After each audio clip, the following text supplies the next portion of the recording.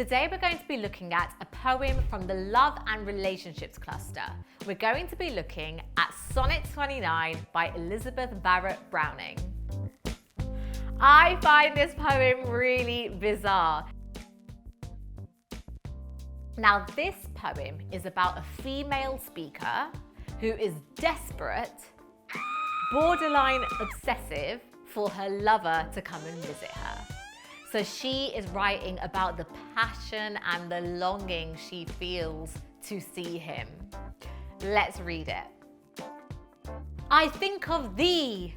My thoughts do twine and bud about thee, as wild vines about a tree put out broad leaves, and soon there's naught to see, except the straggling green which hides the wood. Yet, oh my palm tree, be it understood, I will not have my thoughts instead of thee, who art dearer, better. Rather instantly renew thy presence, as a strong tree should. Rustle thy boughs and set thy trunk all bare.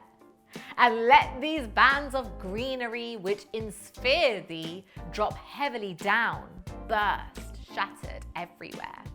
Because in this deep joy to see and hear thee, and breathe within thy shadow a new air, I do not think of thee, I am too near thee.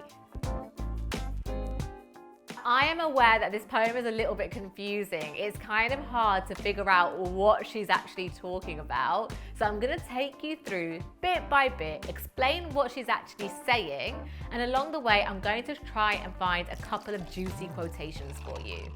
And what I mean by juicy is a quotation that has an interesting language device or a word that you can zoom into, so that if this poem came up in your exams, you will be able to write analytical, detailed paragraphs about it. Let's start from the beginning. The poem begins with a passionate exclamation as the poet directly addresses her lover. Now, if this poem is seen to be autobiographical, her lover was Robert Barrett Browning, who was a famous poet who wrote Porphyria's Lover. So she says, I think of thee, my thoughts do twine and bud about thee as wild vines about a tree. I want to analyze this quotation. Let's go deep into it. Copy it down for me. The pronouns I and thee are in the same line, and that displays the separation of them. They are not together. And it also conveys her longing to be with him because they're only separated by a few words. So the distance between them can be overcome. Now, her desperation to be with him is symbolized further in the exclamation mark, which conveys this deep sense of passion. There is repetition used of thoughts, think. It conveys how she can only be with him in her imagination because of the physical distance in between them, which is a barrier in their love. When I think of the alliteration, if I zoom in further to that sound, I feel like that makes her seem particularly thirsty, like she is craving and lusting for him. And then there's that metaphor of the thoughts being compared to plants and flowers, which demonstrates the uncontrollable nature of their growth. Her thoughts are growing like plants. And also shows how natural this desire and this passion is, especially during a time where women were supposed to suppress their sexual desire. And that natural imagery of the wild vines that twine and bud about a tree signify how her love becomes even deeper. Just like new flowers grow, they sprout from the bud of a vine, her love evolves and changes over time too, and it feels new every time. And I could probably go in deeper with that wild vines, and I could say that's a metaphor for the couple's intimacy, the wild vines intertwining about the tree. She's like fantasizing about being wrapped around him. He is the tree, which is a phallic symbol, and she wants to be wrapped around him. She's like wild for him. And then the is repeated, the. So she's constantly thinking about him. And that internal rhyme in the tree, I feel like that depicts her joy when she's thinking about him. Like, ee! In my head, it's all really hysterical. And it says she put out broad leaves and soon there's naught to see except the straggling green which hides the wood. So the vines that represent her thoughts, they change so much that soon they sprought broad leaves. Okay?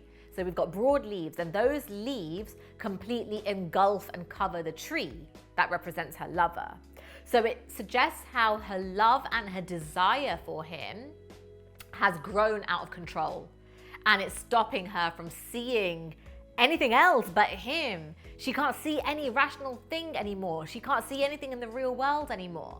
And then also, if that tree represents him, and her own feelings are stopping her from seeing him, maybe that's implying that she is so deeply in love with him, she's unable to even see what he's really like anymore because she's so consumed by her own desires. Right, let's move on. She says, and this is, I find this bit quite funny. She says, "Yet, oh my palm tree, be it understood, I will not have my thoughts instead of thee, who art dearer, better." She's saying no matter how powerful her thoughts of him are, they are not a good replacement for him actually being there with her. And she addresses her lover now as a palm tree. She's like, oh, palm tree? And this is significant due to the palm branch's symbolism of victory and triumph in Christianity. You see how I've made it deep for you? This originates from Jesus' triumphal entry on Palm Sunday, when palm branches were placed in his path. Hence, this is a metaphor which is used by the speaker to describe the greatness of her lover and her feeling of triumph having found him. She also uses that interjection, oh, it's all very dramatic. And that exclamation mark also, which reinforces the magnitude of the love she feels. And this leads her to demand that he rather instantly renew thy presence as a strong tree would, rustle thy boughs and set thy trunk all bare. Let's analyze that bit. The metaphor of the tree is extended here. And she wants him to rustle his boughs, his branches, and shake the leaves that are hiding him until his trunk is bare and she can see him fully. So clearly there is a lot of sexual innuendo going on here. She really wants to see the bare trunk of the man that she fancies so much. Now the adverb instantly connotes a sense of urgency, like she wants it immediately. The speaker cannot wait for her lover to come to her in a physical sense. The simile, as a strong tree should, could be a clever way of using his masculinity to persuade him to come to her. So she's convincing him, like, look, this is how strong masculine trees should be behaving. Are you not a strong masculine tree? The alliteration of the R has like animalistic connotations, which mimics the sounds of animals, which demonstrates the wildness she feels because of her desire. There are imperatives in renew, rustle, set. She's ordering him, and that all show the power and the newfound confidence that her arousal has given her. She has lost all her inhibitions, particularly in the context of the Victorian society she was living in. She says, and let these bands of greenery which inspire thee drop heavily down, burst, shattered everywhere. So she's saying his presence would help the bands of greenery, which are her thoughts, burst and shatter everywhere. So she wants to burst and shatter everywhere. Basically, his arrival is going to blow her mind. Imagine loving someone so much that seeing them will make you physically explode. That's how she feels. And that exclamation mark also conveys her eagerness for these thoughts to be replaced by his physical presence. She says, because in this deep joy to see and hear thee, and breathe within thy shadow a new air, I do not think of thee, I am too near thee. So the poem ends with the expressing that when she thinks of meeting her lover face to face, she experiences such deep joy and is so revitalized in his presence, breathing a new air, that she becomes engrossed in that moment. She doesn't even need her thoughts anymore because she feels like she is already with him.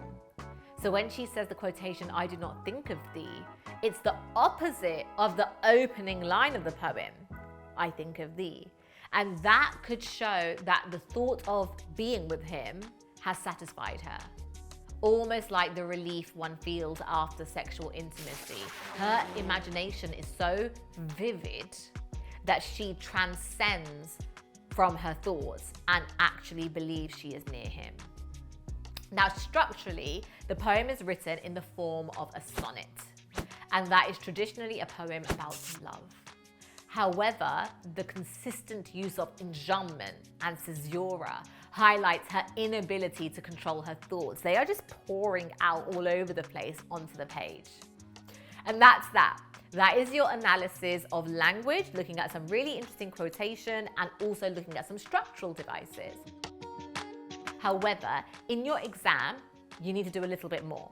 You also, in your essay, need to bring in context. And that just means you talk about what was happening during the time the poem was written, or tell me a little bit about the poet's life. And then you link that to, well, why did they write this poem then? What message were they trying to give the reader?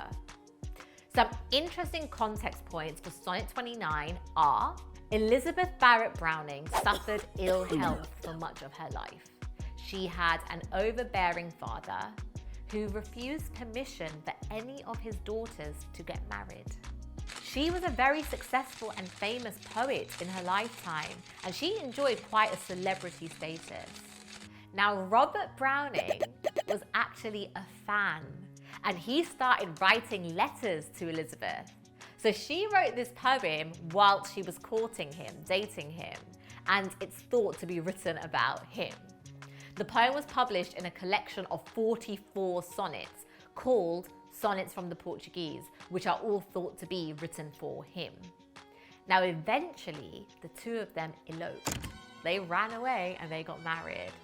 And she was disinherited by her father as a result of her marriage. She didn't actually show her husband the poems until years after they were married, which shows how they were written for herself rather than for a public audience. Now, I'm going to leave you to decide how you would feel if you married someone and then found out they had written 44 poems of this nature for you. Maybe you'd like it. That's it, a full analysis of Sonnet 29. I hope you found this video useful. If you did, please give it a like and don't forget to check out the rest of the videos in this series.